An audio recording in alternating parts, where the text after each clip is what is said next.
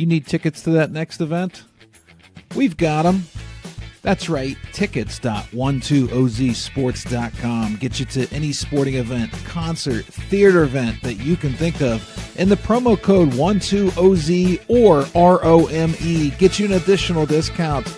Don't feed the massive ticket corporate machine. Go to tickets.12ozsports.com and enjoy the show.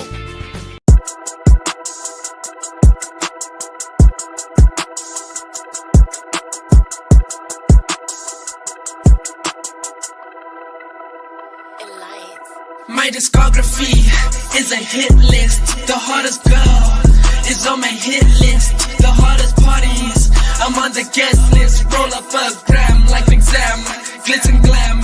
My discography is a hit list. The hottest girl is on my hit list.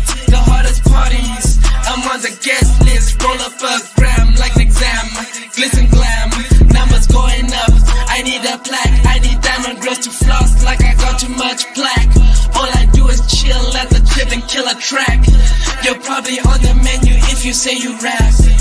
My discography is a hit list. The hottest girl is on my hit list. The hottest parties, I'm on the guest list. Roll up a gram.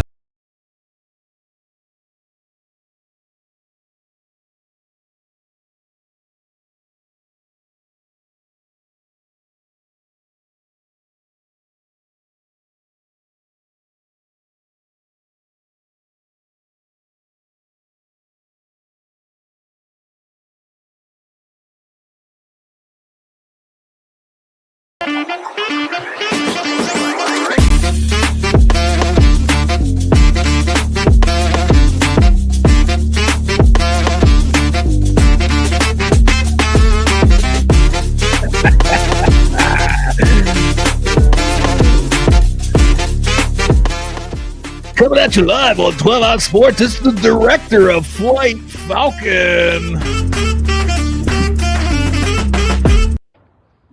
And I need all of you to stop what you're doing and listen.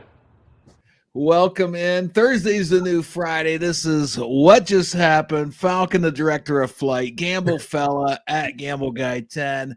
Happy to be here. It's a beautiful, it's warm outside. I had the air conditioning on, Falcon. Did you really? Wow. Oh yeah, finally. Because you know what? So what was the what's the temperature get up to down there today? We got into the mid 70s, which is what?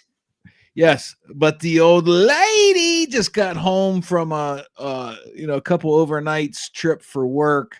Yep. And had to bring me back down to reality. It's going to get cold and crappy again this weekend. So that's all right. Yeah, we're up deal with it. Up here. So. Going to be the 50s.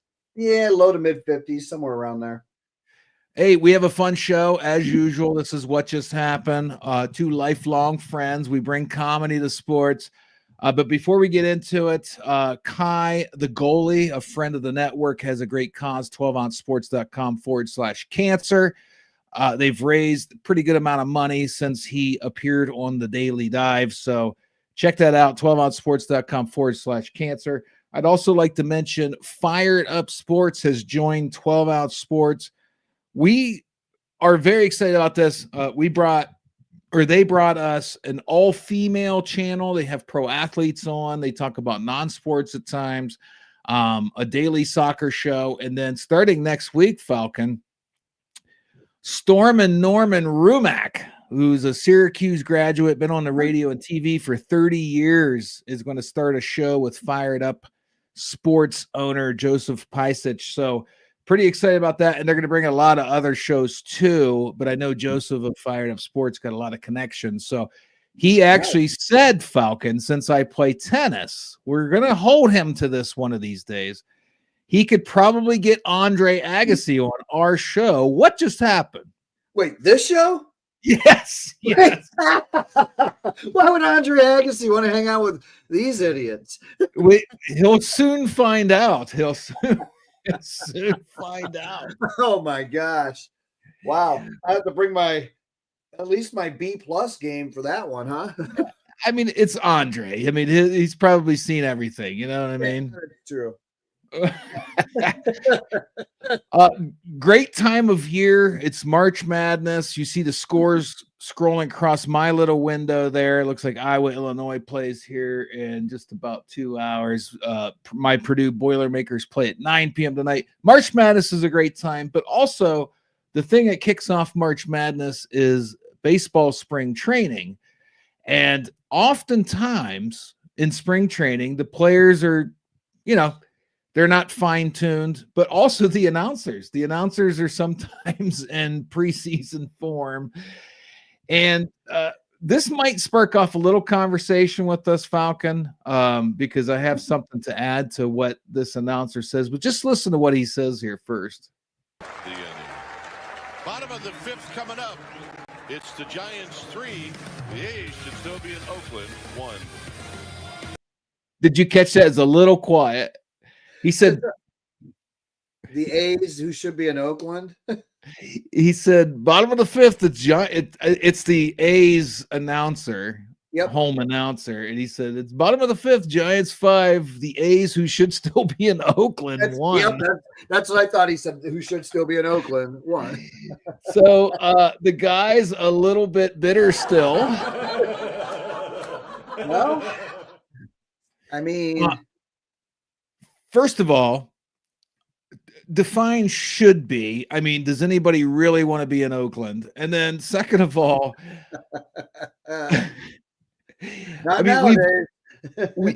we've all been snake bit by this. Like he's probably angry that they're moving to Vegas. They've moved to Vegas. Yeah. But it made me think as a Browns fan, what we went through, what was the late 90s, I think. Was it the late 90s we moved?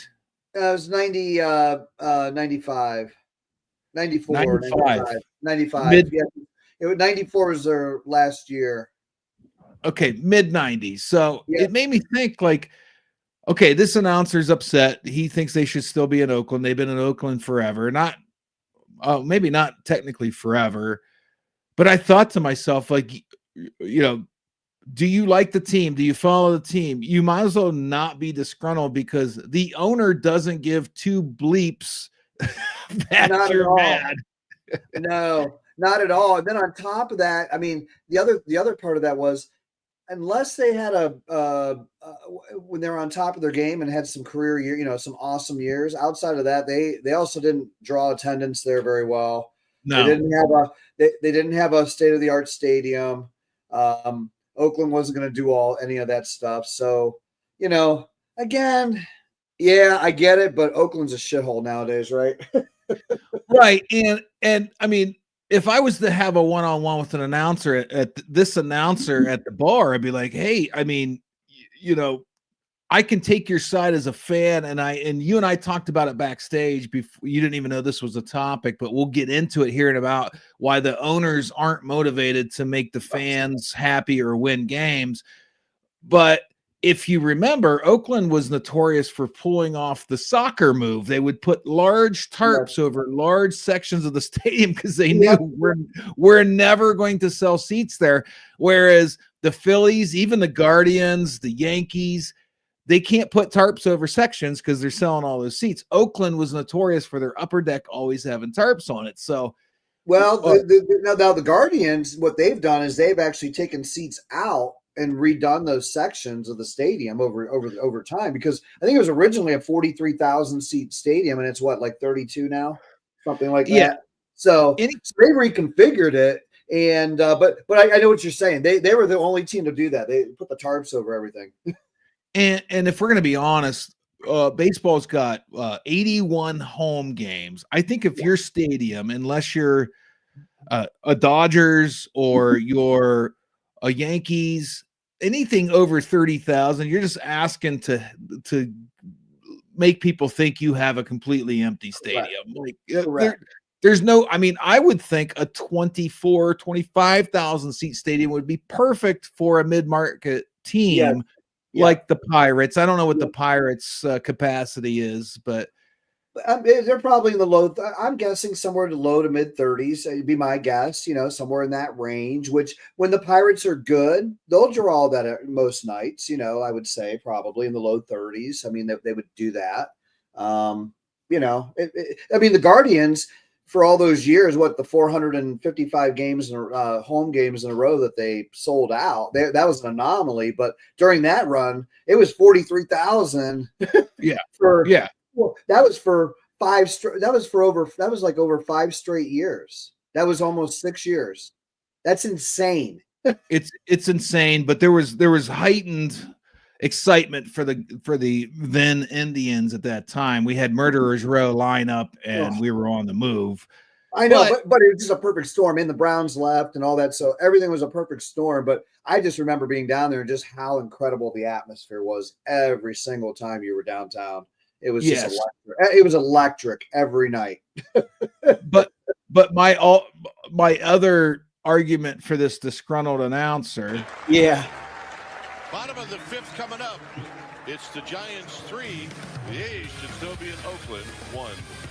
Should still be in Oakland. We talked about it backstage. Your A's owner has zero incentive to move, to worry about where the team plays. He wants to keep owning the team, because you and I broke this down several weeks ago on this show. How much money for each league or team is generated through TV deals. It does not matter if there's butts in the seats. They're still going to grow in value. I don't know if it's as profound in baseball as it is the NFL, but the NFL has these massive TV deals, and they force everybody to get red zone if you want to watch every team. Like, you live out of market, or you don't live out of market, but we have other friends that live out of market. I live out of market. I live out of market for the Browns. So you have to buy the ticket. So I buy the Sunday ticket, so that way I get all the games. So, I mean, there's a benefit there. I get all the games, right? So it doesn't. I think you and I broke down on this show a few weeks ago. I think like over 50% of the NFL's revenue is through TV deals and the NFL ticket red zone. They do not care if they win. They do not care if the fans are mad. Do you think the A's owner gives a crap if people in Oakland are mad? They're a Las Vegas team now. All they want is people from Las Vegas to go to the game. They know nobody's traveling from Oakland. So that's a classic. Yeah. What just happened? This announcer is clearly disgruntled, but he's probably going to have to get over it. This is a first on this show. Director of Flight Falcon, not 1, not 2, not 3, but 5. How about the University of Kansas hits 5 homers in a row? Sends this in a row? Deep left center field. In goes a row. In the same game? First of all, I think it's pretty cool they're playing in the Vikings stadium. Yeah, it is. In the same game? In the same game?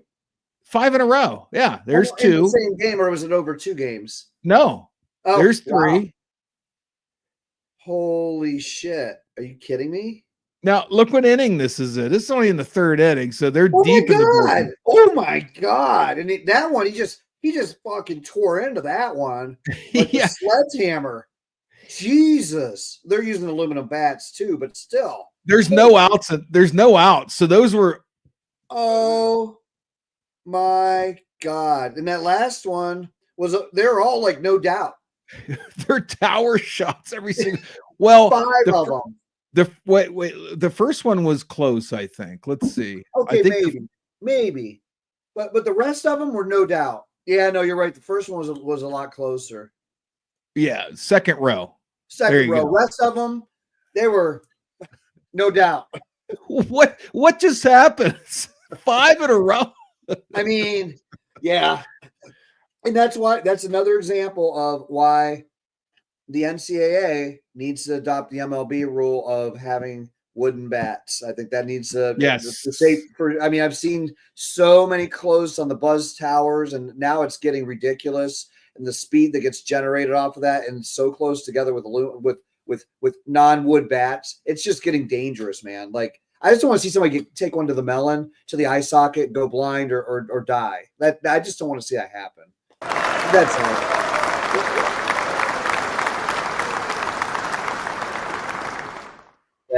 there's probably I'm sorry, we couldn't hear you over the clapping, but just the last sentence you said, but you're right. You make an excellent point. These guys are damn near Major League Baseball players at this point anyway. Why are we still using aluminum bats? They're good for little league and maybe high school, but the ball shoots off that bat so fast. Like college at least should not be using aluminum bats. Well, yeah, because think about this. In the minor leagues, right, which arguably, right, you can take different paths, come out of high school and go minor league, or come out of high school, go college, right, or whatever. A lot of the development years for the minor leagues is right around then. They're all using wood bats as well. If you do it in the NCAA as well, now you have a similar metric too, to see how hitters. On top of that, it'll help the scouting as well to see what's apples to apples and that sort of thing. Well, to back up your point, Division III baseball, they're kind of in their like second week. We know because our morning show, the Rome Show, is a D3 baseball coach. That's so right. the Division III baseball aficionado site put out the leading batters, and the top batter in Division III college baseball is hitting 620. 620. Are you kidding me? Like, come on, let's go to wooden bats already. Yeah. Seriously. Yeah. It's ridiculous. Yeah. And again, there's and this is like legit safety, because I mean, think about it. You pitched in high school and it's still humming off the bat then. So, imagine now going to college where now you got playing D1 college in let's say SEC land where, baseball is mega huge, right? Somewhere down, Florida, LSU, whatever. And you got a guy that can bring the heat in the upper 90s pitching, and a guy who can hit that hit the flamethrower off there. What's that exit velocity going to be off of one of those composite bats or whatever? Right. It's going to be ridiculous. Yes, it is. Hey, before we get on to the next subject, we forgot what we normally open with. What are you drinking, good sir? We are so as you were well aware of picking up some extra picking up the alcohol this weekend. I am now on my last 2 American apples from Blake's Cider Mill. I believe your brother bought that right before we went to see your phenom sophomore son play in the state Final Four hockey tournament. I am drinking Old Faithful. You could probably guess even the cup. I wonder. I mean, it looks dark and it looks kind of Irish, maybe a Guinness. It's a little bit of the creature. It's Guinness. It's a Guinness in my manly man cup, because this is a manly show called What Just Happened. Hey, did you hear, Falcon, director of flight? Golf is hard. Did you know that? That's what she said. You missed it. So that was a Barstool guy that somehow got into the practice round. It's the PGA Championship this week, the Tour Championship. Actually, I got an invite to gamble on it. Can't say where because it's kind of employment based, but I didn't get into it. But he got it's funny because he's got a crowd in front of him and stuff like that. That's just a fun little video. Golf is hard. You and I went golfing. What was it, last year or the year before? Last year. Yes, we did. And I brought it up over the weekend when I was in Michigan visiting you. You have a course you took me to has one of the craziest setups. Would you say the clubhouse? Would you say the clubhouse was 10 yards away or 20 yards away from the back? 20 yards from the back of the green. Yeah. From the back of the ninth green. Ninth hole. Yeah. Yep. They're just begging for trouble there. Oh, they are. But what's fun about that course is it's right. There's a kind of a main road. Beck Road runs along there, right? And several holes run along there. And it's sort of on the edge of, where everything's kind of built up right there. But it kind of feels like you're out most of the course, unless you're along the road. So most of the course, yeah. Yeah, most of the course. So it's only it's actually 2 minutes closer than the hockey rink, than USA Hockey Arena, where we went to the game, which is 7 minutes away. So this is only 5 minutes away. I need your opinion on this next one. The ref wanted in on the action. Who is wrong here, Falcon, director of flight? I need to know.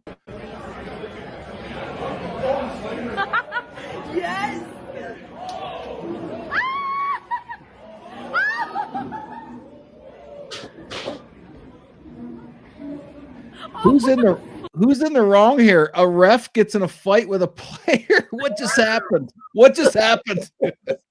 Yeah, it's hockey, right? Hey, So get over here. It appears to me. Hey, okay. wait a second. I got a guess. Oh, there's the famous hockey player. Now he's a lacrosse player. He just got back from lacrosse practice, right? Yeah. Yeah. I'm gonna be a varsity starter, probably. He's gonna be a varsity starter as a sophomore. Hey. Okay, let's get serious. Turn in your homework. Yeah. Tell him why. So you can play sports. Right. That's the All easiest right. thing to do, right? All right. He didn't come out. Yeah, you just got called out on his show. That's all right. We were just talking. He was just talking about you. He said he was up here, watching the hockey phenom son in the Final Four and all that. So, anyway, that's Alex, everybody. We should interview him. They should have won that game, but what? Yeah, lost in overtime. All right, you're a hockey star. We want you to watch this. You're going to chime in on this. Who was in the wrong? You can say both if you want. It kind of jumps around up here. Yes.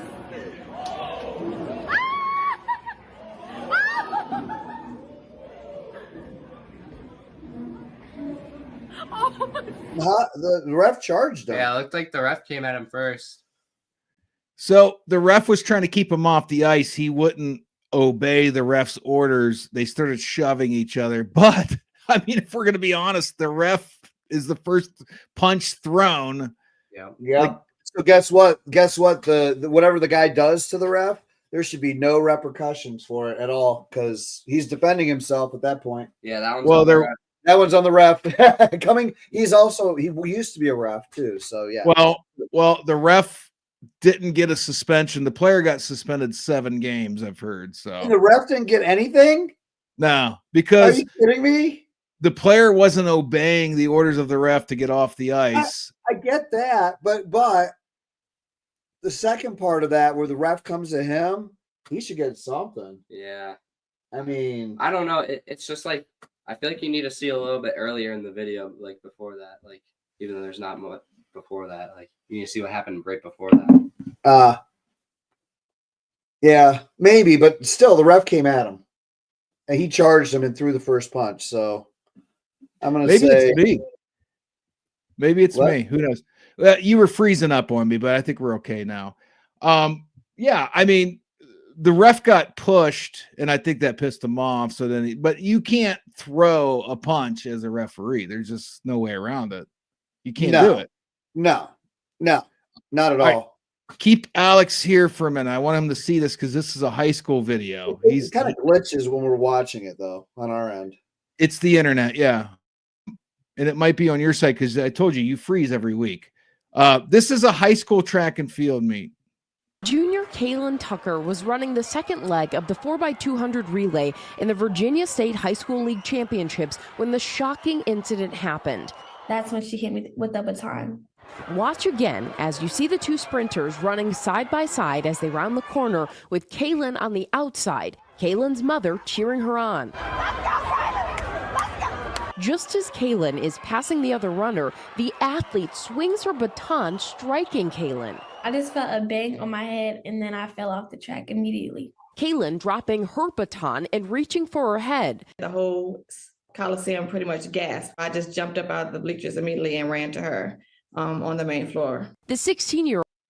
So the backstory here. So she whacked her over the head. The girl that got whacked over the head had a concussion, I believe. She had to go to the hospital. The aggressor, the girl that was hitting the other girl over the head, went on national TV crying and said, "I didn't do anything on purpose. I don't know why everybody's mad at me. What just happened?" That was definitely intentional. I ran track, remember, and I know what those batons weigh. I mean, they are light, but holy crap, that would hurt coming full speed like that, cracking somebody over the head. I don't know.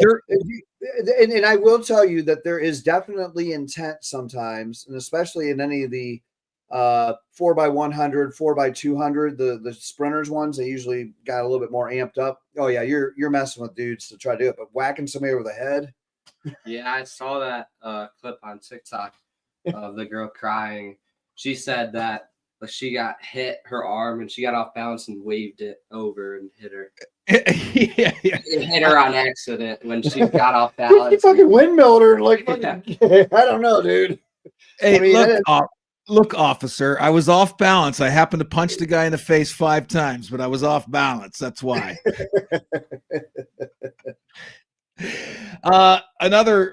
This is more of a fun spirited, not so much what just happened, but look at the team manager for McNeese State. I may have to root for them as my Cinderella story. If it comes up, hold on. I didn't even hit it yet. Here we go.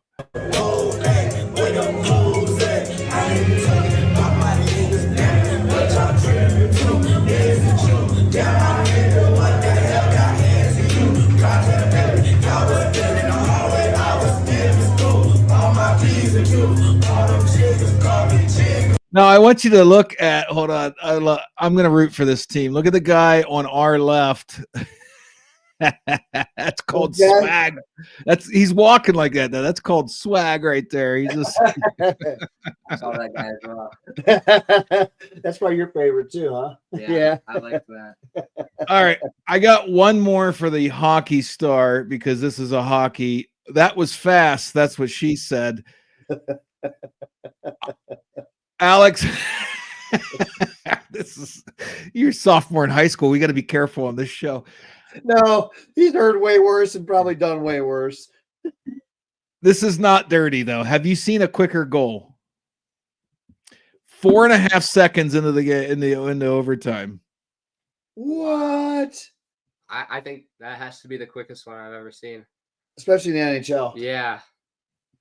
I've seen like 10 and 12 seconds. That's especially from center ice, because we've seen them come in from the dot, off the dot in when you're in the offensive zone, right? Yeah, but off a center ice face off, that's fast as shit. Well, look at this. You could see. Montreal. Oh yeah, it's totally on Montreal, but regardless, we're not having the guy back. Yeah, they have 3. Well, I'll tell you. Well, it's 3v3. It looks like, right? It is, but they don't have to start that way. They can go. They can still have one drop back to the back center of the circle. That's what I would do. You drop one of the wingers. Yeah, you usually have one winger and one defender. Right, one winger, one defender. That way that doesn't happen. Yeah, look at the guy at the top of your screen guarding Montour. He's flat-footed, and look, there goes the puck, and he's way late. He's way late. He just wasn't expecting that to happen. Yeah, well, yeah, but that's it. I mean, usually off of face-offs, you're jumping forward to try and win a battle forward, not side to side. Usually, that's what we do at least. See, there you go. Getting it from the half. Getting it from the 4.5 seconds. We had a sophomore in high school for the topic. That was fast. That's what she said. All right, we'll be right back. Falcon, director of flight. We're going to take a quick break. Alex, good to see you again. Yep. You could pull up a chair. You can stick around. We have some fun videos the second half of the show. Yeah, he's got stuff he's got to do. Yeah, like turn in your damn homework, kid.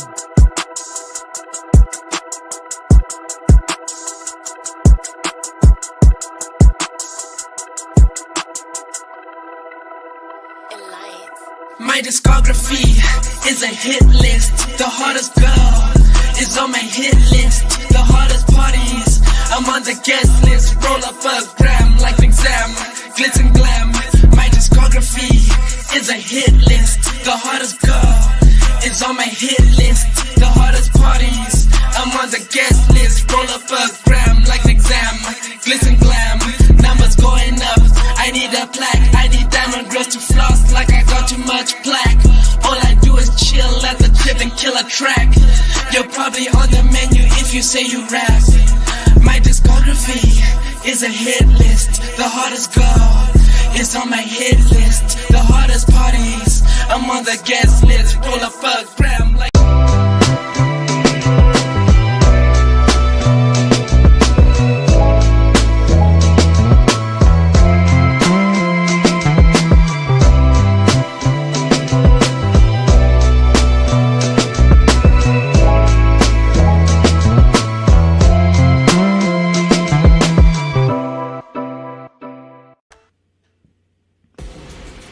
Need tickets to that next event?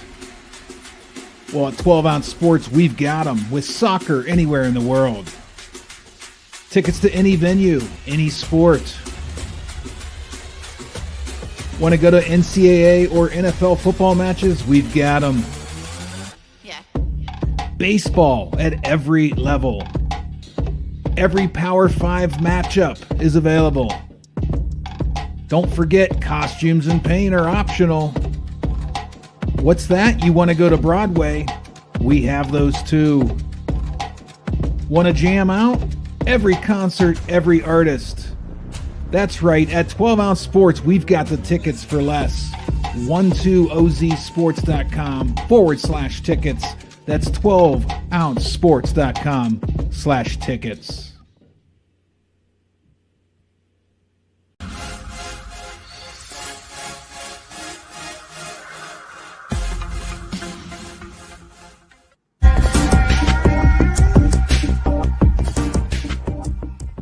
Welcome to MyBookie. You're ready to create an account and start making money, and we're here to help. And remember, you can get a bonus of up to $1,000 on your first deposit. Now you're ready to bet. Just go to mybookie.ag, visit the sportsbook, click on your bet, and input the amount you want to risk or win in the bet slip. Yes, it's that easy. Just remember, at MyBookie, you play, you win, you get paid.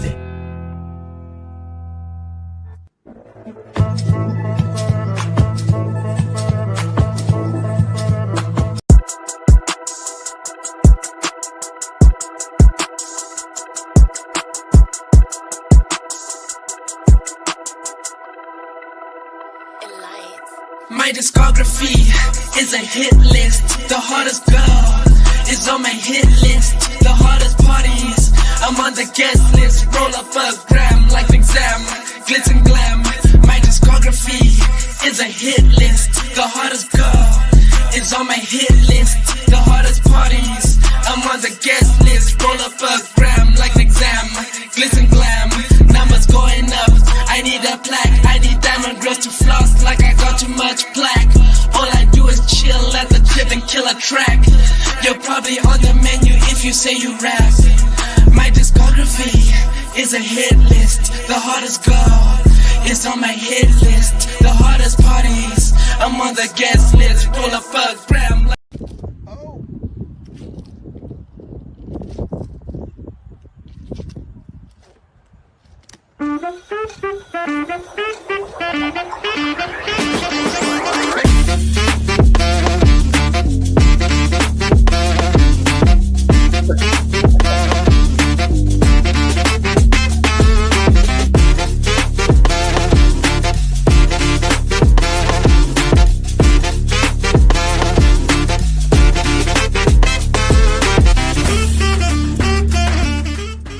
March Flabness. I mean, madness. And I need all of you to stop what you're doing and listen. I said March Flabness because I'm up a few pounds there, Falcon. Oh, boy. A few pounds. Yeah, boy. It was a hard winter. We were hunkered down for the previous 2 months. Oh, I'm glad Alex joined us. That was a little bit fun there. I didn't expect it. I would have had something prepared for him, but it actually just so happened we had a hockey topic, coming up for. Yeah, it just kind of worked out, Yeah. Yeah, Hey. came up from good old lacrosse practice. Thursday's the new Friday. I'm going to need a refill here in a minute. But did you see? I have a problem with this, right? The Jazz were the Utah Jazz were fined $100,000 by the NBA for holding out Markkanen. I'm going to read this real quick for you. What just happened? The NBA fined the Utah Jazz $100,000 for failing to make star forward Lauri Markkanen available in recent games. The league cited the Jazz's March 5th contest against Washington as an example, but said there were other instances. Apparently, he had missed 9 straight games with what the team calls low back injury management. The NBA fined them because he wasn't available. Like, what just happened? Was he injured? The team said he was, but the NBA is trying to crack down on all this load management stuff because, stars are sitting out, but they're setting themselves up, it feels like, for a huge lawsuit. Like, because the league is definitely setting themselves up for a huge lawsuit because, yes, I mean, thank goodness that the teams are actually trying to do the right thing and manage them and not run them into the ground. Oh my God.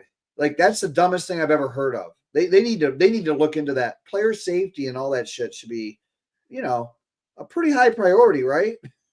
Yeah. How certain is the NBA that the Utah Jazz were being overly cautious and that he could have played? Because, again, the NBA has a problem on their hands.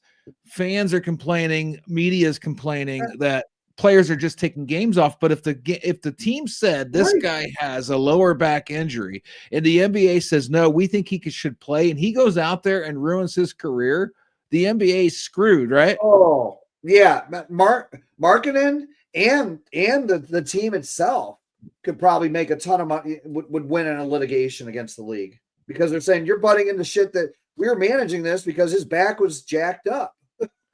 And I think the other key of this, like, talk to the fucking player and his agent too. Like, I mean, what do they say? What did they say? Here's the problem. I think the NBA is saying these players are purposely taking games off, but the NBA is conflating a LeBron James taking a load management day. Sorry, Michael Carvelis, to single out LeBron, but they're conflating that with a guy that's been off 9 games. I don't think that guy's faking. I don't think that guy's just taking days off just to take days off. You might want 9 in a row. 9 in a row, that's something, right? I mean, obviously, and I have lower back issues from playing college football, so I know, some days you got those muscle spasms and they just fucking crank up, and it feels like you can't move, get out of bed because it's too painful. Like, I can't even imagine, And a lower back injury is not something you rush back from because it might feel good one day and it's not fully healed. So I don't know where the NBA gets off. Like, why don't you crack down? I was just saying, on top of that, like, if it's even partially healed and you're feeling good, even if you're just walking around the house, you just accidentally slip and you just tweak it a little bit, you can be all the way back to it feeling jacked up again just from one little tweak. Why don't you crack down on the healthy scratches? Because that's an actual term in the NBA, healthy scratch. Why don't you crack down on that? Find teams for sitting stars out for healthy scratches, not even stars, players in general, because a healthy scratch is bogus. That's telling me the guy's not hurt. We're giving him a day off, which is ludicrous. I think I hire companies that have people that work 6 days a week, 12 hours a day. Right. They don't take healthy scratches. It's called an unpaid day off. But these players can take healthy scratches anytime they want. Now you have a guy that's missed 9 games for a lower back injury, and the NBA is like, no, we think he could have played. We're going to fine you. What just happened? Right. It makes no sense. It makes no sense, and they are definitely setting themselves up to litigation for sure. Speaking of making no sense, brace yourself because we're going to make fun of our own Cleveland Browns. Russell Wilson to the Browns? What just happened? What are we doing? Are we trying to just mimic our big brother, the Steelers, like the team? Oh, my God. The team we wish we were? Like, first we hire Kenny Pickett, who's terrible, and then now we're getting Russell Wilson, who's basically our age. Honestly, if it wasn't for Justin Fields and the defense, I'm not sure the Steelers made the playoffs last year. But now the Browns are. I mean, Russell Wilson was just in Berea yesterday. I know. Oh my God, it's insane. Like, where are they gonna get the money? They got to be over the cap, right? Like, where are they getting any money from? No, well, they just freed up cap space because we talked about it last week, director of Flight Falcon, but they just freed up cap space because they restructured Watson's deal, which is historically bad, maybe the worst deal I wish I could mimic, or I wish I could impersonate the president. Perhaps the worst deal in NFL history. Everybody's talking about it. They restructured Watson's deal and basically named a bunch of his salary as a bonus to free up. I know that, but they still only had like $5 or $6 million left over because they were negative like 40 million or something, or they were negative like 36 million, and it freed up like 35 million. They were like negative $1 million still, or whatever. Well, there's no terms on Russell Wilson. He hasn't even signed with the Browns. I know, but I'm saying they just upped. They just gave Myles Garrett this huge contract, and now Garrett's trying to get Chubb this contract, and I'm like, where's this money coming from? I'm telling you, there's like no cap space. I'm telling you where it's coming from. They're going to get rid of people that aren't big names, but we need outside linebackers, free safeties. They're stupid. This is a stupid organization. They're mismanaged. They've been mismanaged for 15 years at least. They had a really, really good team last year, not this past year, the year before when Joe Flacco was our quarterback, and they pretty much dismantled it. Kareem Hunt went and started for the Chiefs that made the Super Bowl. Joe Flacco almost single-handedly led the Colts to the playoffs. And meanwhile, we're fucking around with Deshaun Watson, who can't even be an upstanding citizen. And now we're hiring 2 rejects from the Steelers as quarterback. What just happened? Well, and on top of that, we had Winston, which I enjoyed Winston, but you might as well just keep Flacco. He already knows your system, and he did pretty well. Could you imagine him having an off season and like all the things, whatever? I don't know why they didn't just pursue him to just come back again this last year. That would have, I don't want to say would have saved their season, but it might have saved their season. Well, Jameis Winston had some really good games. Okay, he did, but then he had some really bad games. Right, Jameis Winston grew in the favor of the Browns fans. Yes, for his 2 really good games. The one, I think he had like 400 and some yards passing, but also his sound bites. I mean, he's fun. He's fun to listen to, but he's not a franchise quarterback. He's historically a terrible TD to interception ratio. Yes. So we go get Kenny Pickett, who can't even crack third string on so many teams. And then we get Russell Wilson, who the Steelers pretty much said, yeah, we had you for a year and we're not impressed. We're going to get rid of you. Like, what are we doing? I don't know. Well, different offensive schemes. So maybe there is, again, and I said this to Julie, to our friend last night, which was, again, I know Pickett's been historically terrible so far, but he's also only been in the league 3 or 4 years. And I know you laughed about it, but what if in the Stefanski offense, he just somehow sees something in him and there's something that ends up clicking and he's the right fit for that system? I'm just saying you can't – there is a possibility, although albeit probably a 5% chance. There's a 95% chance, right? So that's what I'm getting at. This goes back to our earlier talk. Haslam has no incentive to care how good the Browns are. He doesn't. He has zero care. He's not an Ohio guy. We don't have an owner that's an Ohio guy.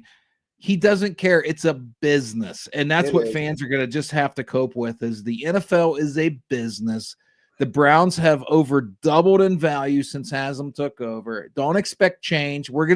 This is what this is really, honestly. And this is what a lot of owners do that don't care about wins and losses. They only care about their bottom line is we have to get a big name so the fans get interested in the offseason. That's all it is. That's all it is. That's it. They know damn well, the entire organization knows damn well Russell Wilson's not leading us to a Super Bowl. They know Kenny Pickett's not. No. They know Kenny Pickett's not going to take us to the playoffs. They know damn well. Yep. That's all it is. Yep. Let's get everybody excited so they'll buy tickets this season. Yeah, I mean, that's the only play of why they re-signed Garrett, right? And then trying to re-sign Chubb. So that way you play to the fans. That's additional things to play to the fans, to sell the tickets, buy into the team, blah, blah, blah. And same fucking thing will happen out on the field. Oh, we don't know what happened. Now, in Wilson's one last thing before we move on. In Wilson's defense, he completed 63.7% of his passes last year, 2,482 yards, which is not that impressive anymore in the NFL. Yeah, but how many games? I'm going to get to that. He has 16 touchdowns, 5 interceptions, and 11 starts because you remember he was banged up and Justin Fields started the first 6 games. So he started 2/3 of the season. Yeah. Hey, approximately. Is Manchester United building the Taj Mahal? So, backstory, when a mutual friend of ours got me into soccer many, many moons ago, I fell in love with Manchester United because I found out their star player, Wayne Rooney, before he was a soccer player, was a boxer as a teenager. Oh, yeah. Nice. Yeah, tough guy. Look at the stadium, Falcon, that their director of flight that they're going to build here. This is what just happened. Is this the Taj Mahal? What is this? What is that? What is that that's going around it? Is that all glass? It's like they have a like a Seattle needle type thing in the middle. Yeah. If I take the banner away, you can see the walkway up to the stadium. It's that's pretty amazing. It's probably glass or something. It's got to be, but that is absolutely wow. That's very interesting. Well, it's beautiful, but where's the money coming from? Well, you're talking about one of the aren't they kind of like the kind of up there like the New York Yankees of soccer, that sort of thing. Well, if we want to talk Yankees and Cowboys and teams with high value, did you know AT&T Stadium for the Cowboys, Jerry Jones put like no money into that stadium? It was all the taxpayers. Wow. So we can build these beautiful stadiums, but the taxpayers are paying for it. And Manchester United is on the downfall. They can't beat Manchester City. They can't win a Premier League title. Oh. They're building the Taj Mahal. It'd be like middle of the pack. Let's see. It'd be like the Bengals building the most beautiful stadium you've ever seen. Yeah, but I don't know. I mean, they have the history. Maybe that'll lure some people back or lure some people there. I don't know. I mean, but it's on the taxpayers' back. I don't like that part. I don't either. Ownership is again these like nowadays. Not a long time ago, they didn't make it was hit or miss on whether you made money, and you had to do all. Nowadays, if you own it, it's going to be worth more over time, anyways, and you're going to make money off of it. Who? The owners. The owners are always going to make the money over money time. Off of what? The team? Yes. Okay. Well, the stadium. Here's how this. I wrote an article on this years ago, so I'm obsessed with this topic about professional stadiums. I'm kind of somewhat obsessed about it because what happens is the cities allocate the money without a vote from the taxpayers. They raise taxes and then they lease the stadium to the team. Well, this is what happened to the Browns. Nobody else is going to lease that stadium. There's not 2 Cleveland Browns. There's only 1 Cleveland Browns. Right. So if the Cleveland Browns say we're tired of leasing the stadium, we want a different stadium, the city A doesn't have anybody else to use the stadium, and B still wants the Cleveland Browns to stick around. And well, in some cases they move to Baltimore, but in the current case, the Browns are going to build a new stadium outside the city limits. The city's screwed, and really what's screwed is the taxpayers are screwed because they've already paid for it. Yep. I wonder, I'm going to look into and that's why I say that taxpayer funded stadium, that should be any taxpayers putting money into stadiums, period, should be a thing of the past. Haslam has already made a shit ton of money off of just owning the Browns already. When he goes to sell it, he will make a shit ton of money off of it. He should be able to just pay for the stadium himself, take out a loan for whatever he can't, finance whatever he can't afford to shell just straight out of pocket. It's not going to happen. I'm saying that's what should really happen. AT&T Stadium, the Cowboy Stadium, I think cost $2 billion. The team's worth $4 billion. The taxpayers paid for it. And then I know it's not right though. No, it's absolutely not right. Speaking of not right, can a league? This is the ultimate what just happened episode because there's so many what just happens. Can a league force an owner to sell his team just because they don't like the location or the minimal fans? Isn't it up to the owner who has the investment involved? Tampa's being forced, or they're in talks. The Major League Baseball Association is talking about forcing Tampa Bay's owner to sell the team for two reasons, Falcon. Okay. One, and a few years ago, it was like 2018, 2019, I went to their opening day game. And I know it was a cool stadium. It was a dome, and they have to have a dome in Florida because it gets ungodly hot there in the summer.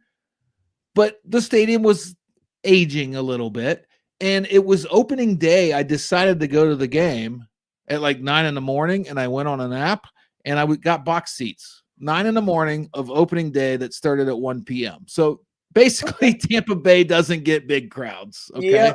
Yep.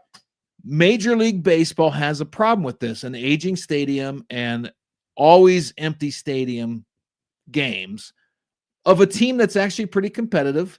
And again, going back to our earlier talk, an owner that's probably increasing value and not losing money because of TV deals. Although Major League Baseball and ESPN had a falling out, so Major League Baseball has to find a new TV partner.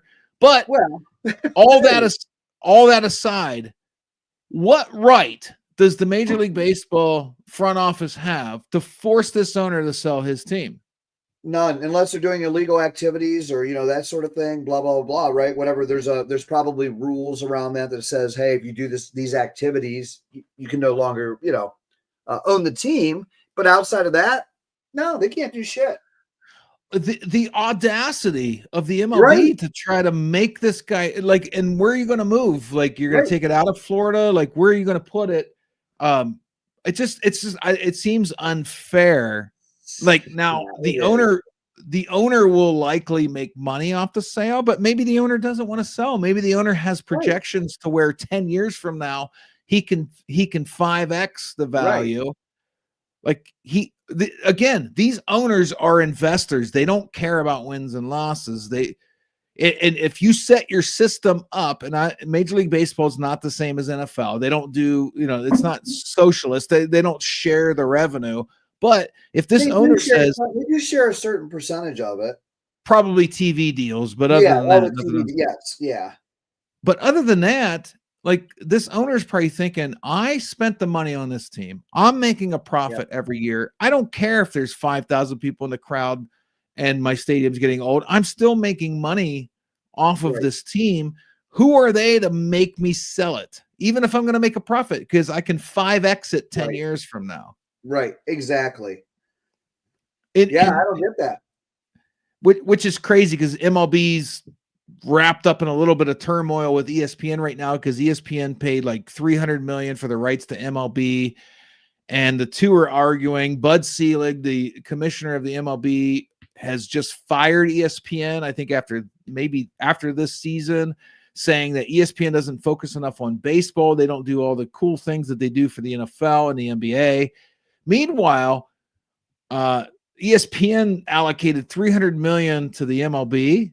They allocated almost $1.5 billion to the NBA. Guess who's losing viewers quicker? The NBA. Really? Yeah. So a bad choice by ESPN yet again. But yeah, that was what just happened. And can Bud Selig and the MLB really force somebody to sell the team? Preposterous stuff there. Yeah, I mean, again, unless there's a legal activity or whatever, breach of whatever they can't own. There's not. Right. I'm just saying, outside of that, no, they can't do shit. I mean, no, nor should they.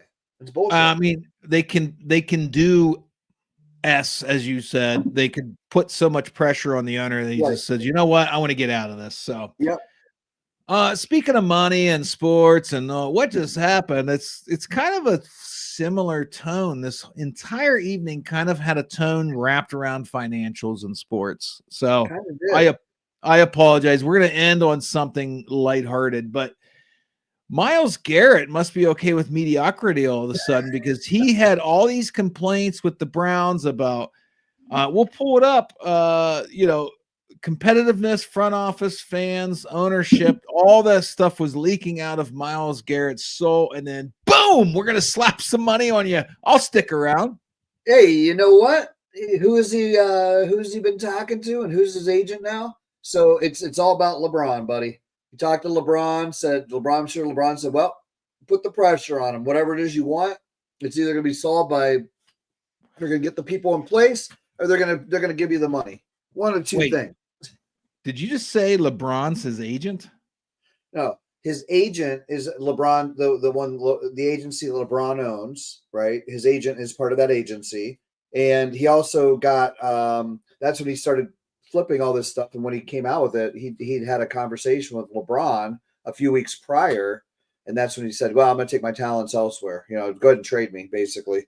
So are you saying this is all an act? Because he had very heartfelt, he wrote a letter to the fans of Cleveland. He had social media posts talking about he wants to be with a competitive team, a more organized front office, better fans, better ownership. And then all of a sudden they offer him $40 million. He's like, yeah, I'll stick around.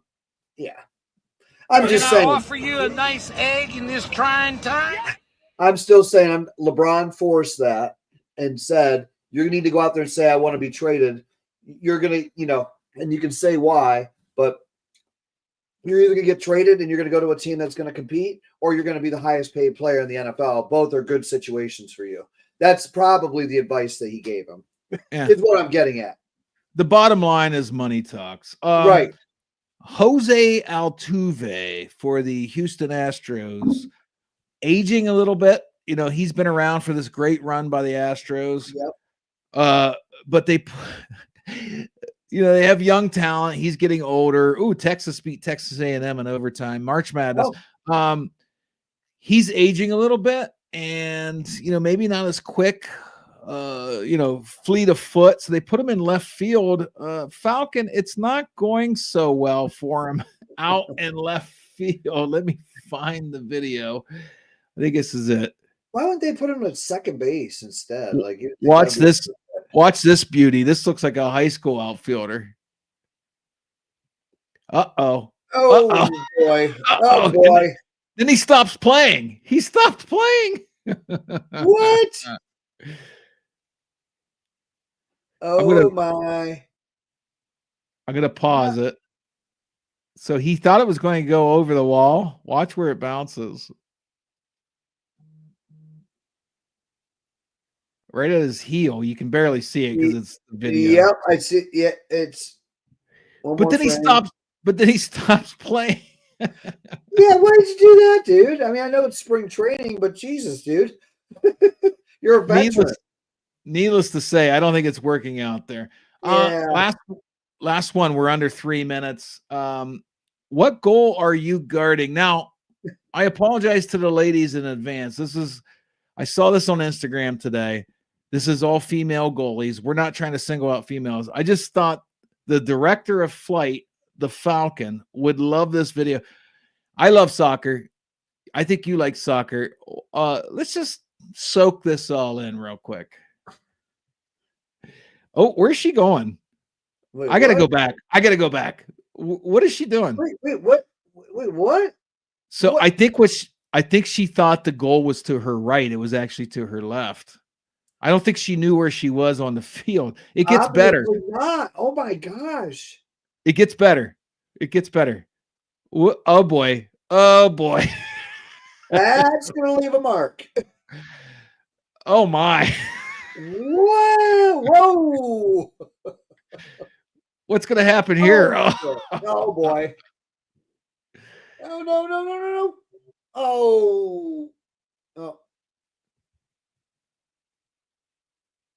Oh, that was a hell of a save there. Yeah, it was. Wait, let's go back. I want to go back to that. Oh, wow.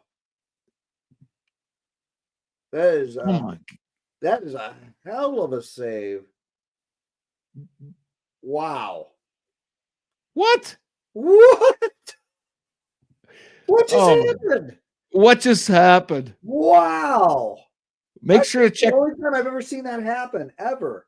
Make sure to check us out on YouTube, X, Roku, Fire TV. Don't forget, Fired Up Sports has joined 12 Ounce Sports. They brought an all-female channel to our Roku and Fire TV, a daily soccer show. Storm and Norman Rumack joins the network next week with Joseph Pisich. They have all kinds of big names they're going to bring to the network. Very excited to quote Borat, very excited for this partnership. Falcon, stay backstage, good sir. We'll talk backstage like we normally do. Maybe record a backstage pass. Okay. Or maybe not. Thanks for tuning in. I'll see you here in a minute. All right.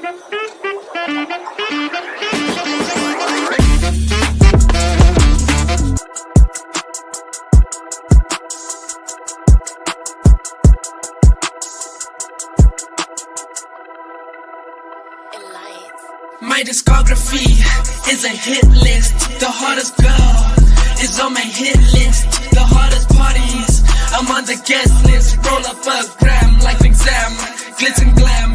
My discography is a hit list. The hottest girl is on my hit list. The hottest parties, I'm on the guest list. Roll up a gram like an exam, glitz and glam. Numbers going up, I need a plaque. I need diamond girls to floss like I got too much plaque. All I do is chill at the crib and kill a track. You're probably on the menu if you say you rap. My discography is a hit list. The hottest girl is on my hit list. The hottest parties, I'm on the guest list. Roll up a